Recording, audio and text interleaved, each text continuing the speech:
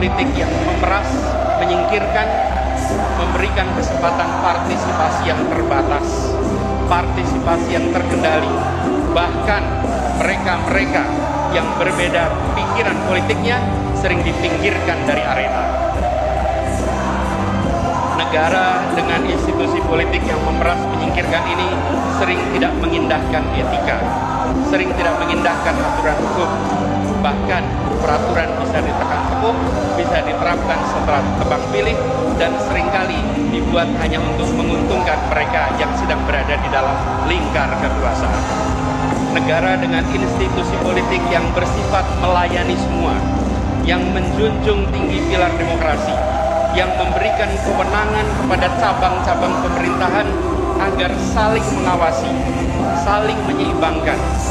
Negara yang seperti ini akan kita saksikan tanpa konflik kepentingan.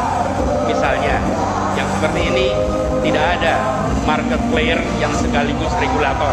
Kalau pedagang, pedagang saja. Jangan pedagang sekaligus pejabat, sekaligus pembuat aturan. Apalagi membuat aturan yang terkait perdagangan yang dibuatnya. Dan juga tidak kemudian serba rangkap jabatan, apalagi rangkap jabatan yang bertumpuk-tumpuk. Juga memastikan meritokrasi berjalan dalam pemerintahan, bukan memberikan keistimewaan pada keluarga.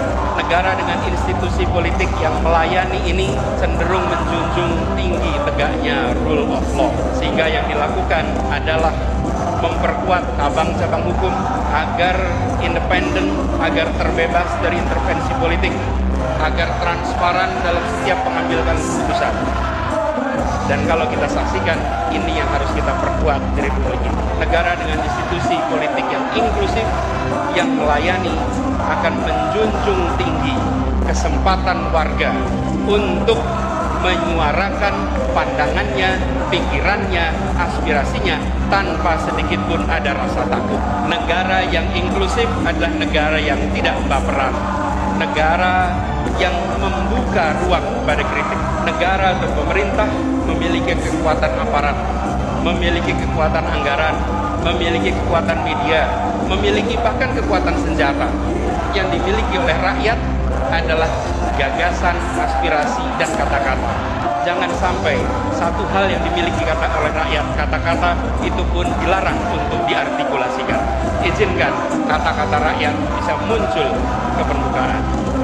Karena itu, bila saat ini ada pasal-pasal yang dikenakan kepada mereka yang mengungkapkan pendapat, maka ke depan kita perlu justru pasal-pasal dalam undang-undang kita, dalam peraturan kita yang secara tegas dan eksplisit melarang persekusi atas kebebasan berpendapat.